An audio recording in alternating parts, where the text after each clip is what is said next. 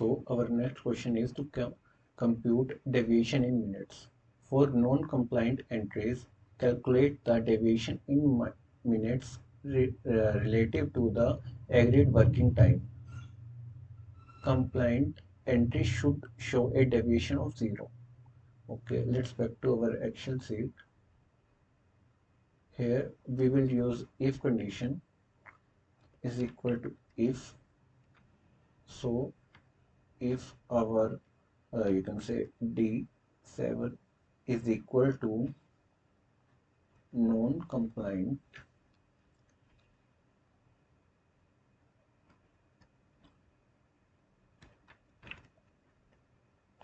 if it is true, then we have to calculate the minutes.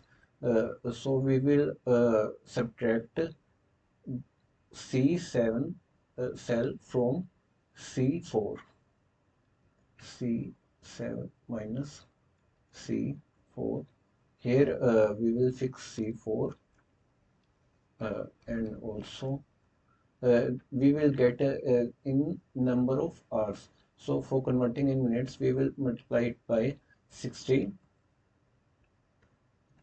Also, we will round and convert it into int form as we done it earlier. Round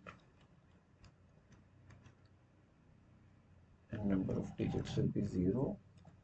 Also, we have to convert it into int.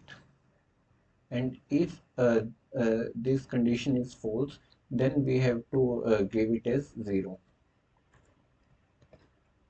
Hit enter. You can let's do it for all. You can say all rows.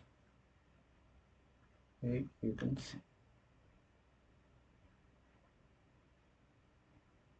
I'm sorry. We have to give C4 minus C7.